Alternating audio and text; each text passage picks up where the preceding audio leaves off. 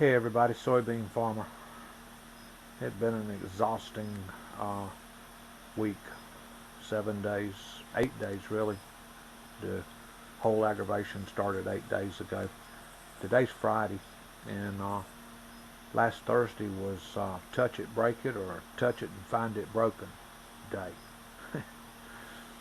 And I started here with my Ford F-150 that I got down here at the shop that I'm working on. I got it all loaded up to haul the trash off and threw a couple of 5-gallon cans in it to get some diesel fuel and some gas to use my day off to get some mowing done that I was just desperately behind on here at the farm. And I turned the key and it was that click, click, click, click dead battery thing. Of course, the battery that was in the truck then was purchased back in 2009. It was one of those Advanced Auto Gold Series batteries. And I said, all right, fine. So I took the battery out of the truck, went up there and got in the Toyota 4Runner, and you have to back out from under the shelter I keep it under, and I could not get that thing in reverse.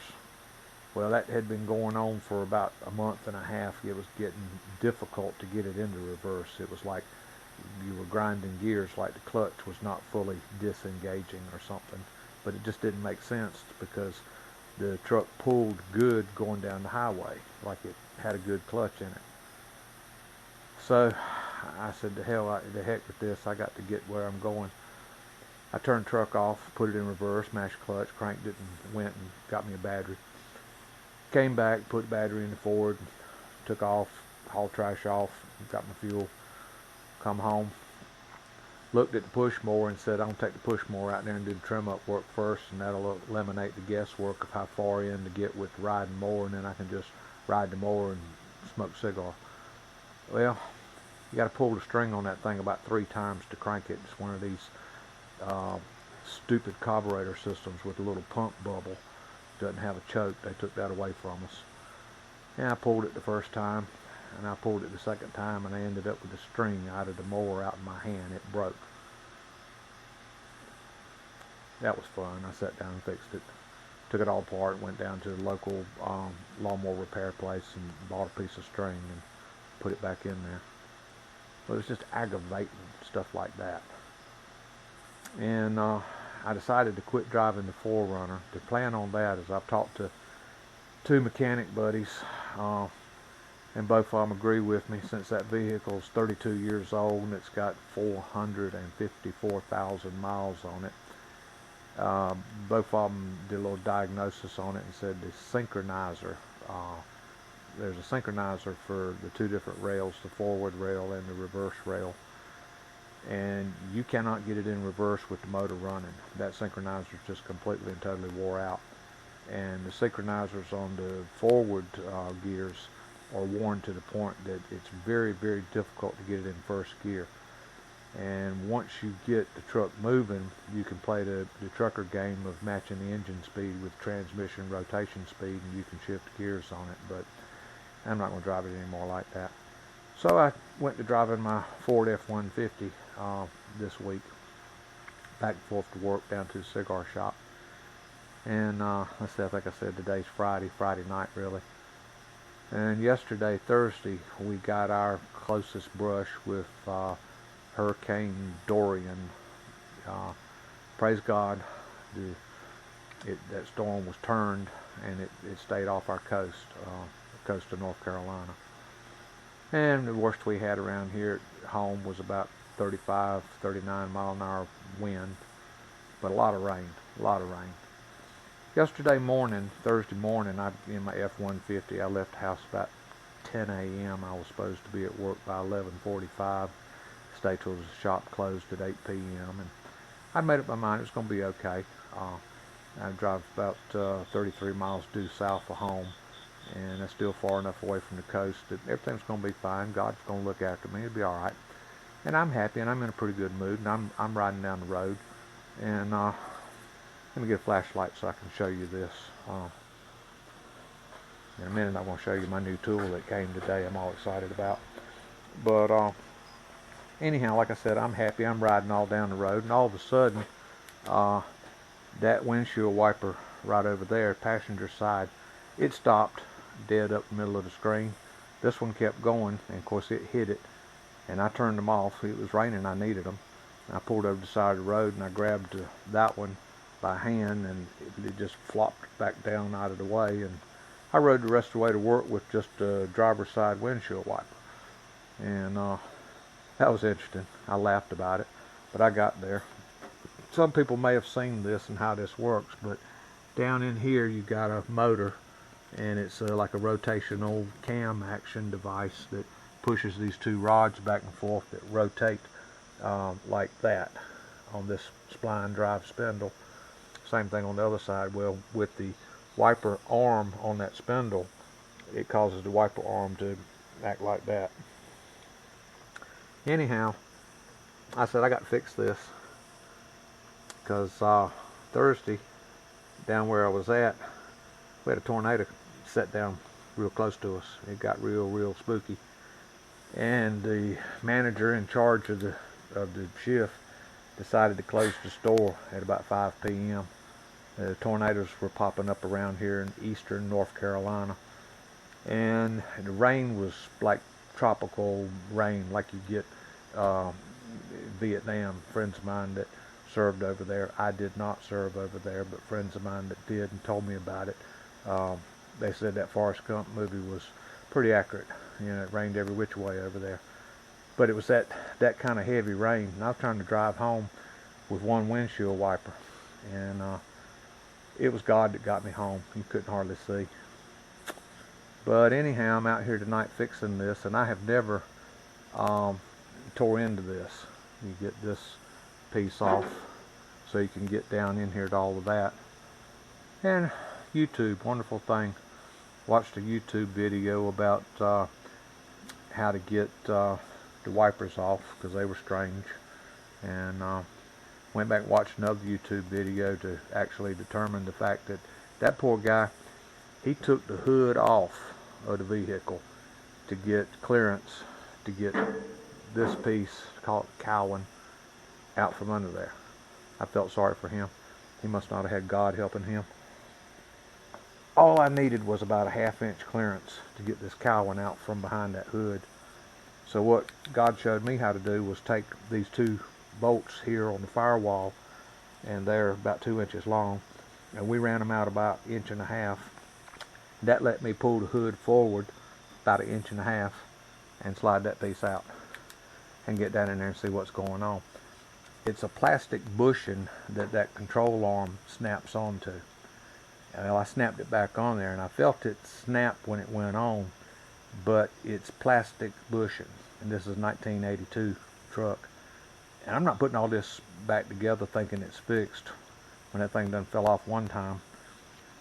And of course, now that I don't know how to get into it, I could probably get into it in about 30 minutes. I bought me a nice new electric cordless screwdriver drill type tool. I'll show you that in a minute too. But when you're figuring out how to get into something, it slows you down. It takes a while to do it. Anyhow, I went in the house, got me some coffee, and went to the website LMC Truck. And that is a great website for us people that are just determined that we're going to keep our old trucks on the road.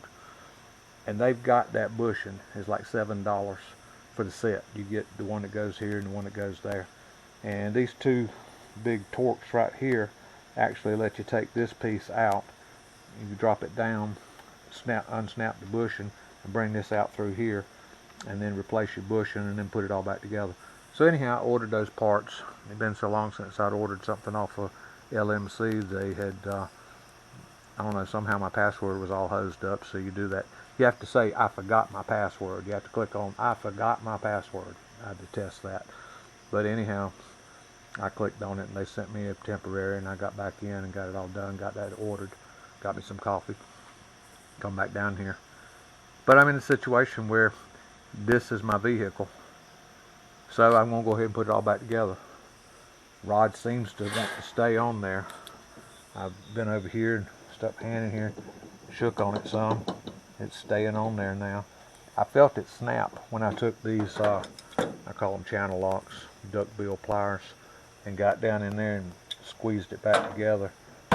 It may be fine, it may never fall off again. But anyhow, I've already ordered the new bushing that goes here, and I can get back in here now probably in 40 minutes now that I know how to do it, and I'll replace them when they get here. But I'm up to putting this back together. Anyhow, let me show you this new tool. There's another project I'm getting into. I had a disaster on the field right here between my house and cousin's house. The germination was so poor, there were so many gaps in that field, the weeds kept right on going, and I got a weed patch out there. The rasp bars on the John Deere 3300 combine, on the rasp bar cylinder, they're wore out. They're worn really bad. So I found a place where I can get me another set of those for John Deere 3300 combines. Not John Deere, it's a website out there. And I was in there looking at it, and there's 5 you call flathead screws. They're beveled flathead with a slot, and they are tight. I took my biggest screwdriver and it fit really good, but I couldn't turn them, and I said, uh-oh.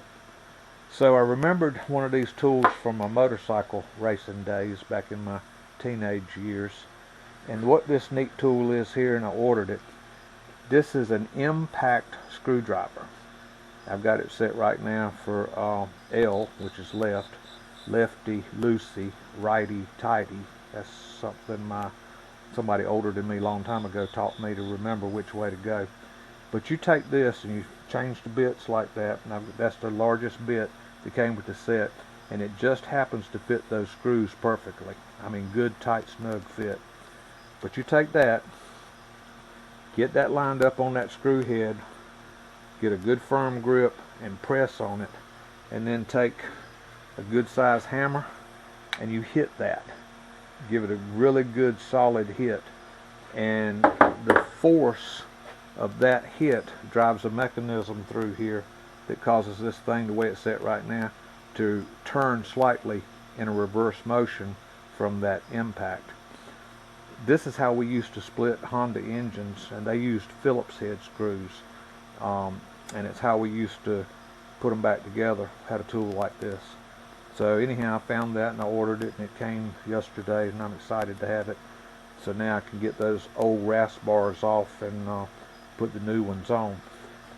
And about 4 weeks ago, I went and got me a new cordless battery powered drill. Got real nice clutch settings all the way up to like 21, and then lock for drilling, high torque drilling. But I'll tell you what, this thing's powerful. I had the clutch set up on, I reckon it was about 15. The screw was super tight. No, it was a bolt. It was super tight that I wanted to take out. And I put that thing on there, and I was holding it good and solid, and I squeezed the trigger, and it like to broke my wrist. The bolt was tighter than this thing was wanting to get it loose. So I backed off on the clutch a little bit and went at it again, and it started giving it that kind of impact action. That impact action out of this tool, as I dialed one click at the time back up, broke that bolt loose. I was impressed. I said, I got to go see what that was all about. So I went and got my torque wrench and dialed it up for like 20 foot-pounds and pulled to take the other bolt off, and the torque wrench clicked before it reached 20 pounds. So that told me this thing was definitely brought out a bolt that had at least 20 foot-pounds of set torque on it. Nice tool. Bauer, I think is how they pronounce it. We'll see. I just got it about 4 weeks ago. So if it holds up and lasts, I'll be glad I got it. If it falls apart, I'll say, oh well, guess I should have bought one of those Chinese-made Milwaukees. Yeah, that really ticked me off when I found out Milwaukee's made in China now. Yeah, I just don't have good luck with Chinese-made stuff. Sorry, China. Well, that's what I'm up to out here at the shop. As you can see, a little after 11. I'm going to see if I can't get this all put back together before I go in the house and call it a night. I got some tree stuff to clean up tomorrow. didn't know what that hurricane was going to do. That was a very, very powerful hurricane. That thing went down through the Bahamas 185 miles an hour. Kind of boggles the mind. And when it was, it lost strength and then regained strength, and when it was headed to Florida, it looked like, everybody was forecasting it was going to go across Florida. But it turned and went right up the East Coast. But that was a very powerful hurricane, and it made me think about this tree that was back here behind the little shop right over there. So I got back there. The tree was leaning. You see the shop sitting there. The tree was leaning like that up over the shop. So I had to climb the tree and cut off a little bit and throw it away from the shop, and cut off a little more and throw it away from the shop. I was so tired from all that, I left a big giant pile of tree laying over there on the ground. And I'm hopefully tomorrow I can get up early before it gets hot here, take my little chipper and go around there and drag the branches out and chip them all up before some snake comes along and decides, hey, this would be a nice place to live. I don't like snakes, especially when I don't see them right off and they surprise me. Well, hadn't done, I was making videos last Thursday when everything just went sideways, and I said, no, I'm not putting none of this on my channel. It's just all a calamity of misfortune. But I got through it. God got me through it. I mean, here I am. I'm fixing my truck, and I'm going to drive this truck. I've actually enjoyed driving this truck this week. Did gas mileage test on it, and it flunked miserably. And I thought about it, and I said, what is wrong with this? I pulled the air filter out of it. It was soaking wet. This piece of rubber that goes up here on the back of the firewall to seal up where the hood lines up here has not sealed up like it's supposed to, and it let water get down in there. So I went and bought me a new air filter and put it on there. Talk about benefits. What was it that did that? Oh, the battery. When I went and bought the battery, that thing was like $160, but it's good battery. I didn't mind paying that much for it. And the guy over there at Advanced Auto said, hey, you want to sign up for our perks program? I said, sure. So I gave him my email address. Hey, it was less than a day. I had I had 4 of these $5 coupon type things show up in the email, and I had one for $10 show up in the email.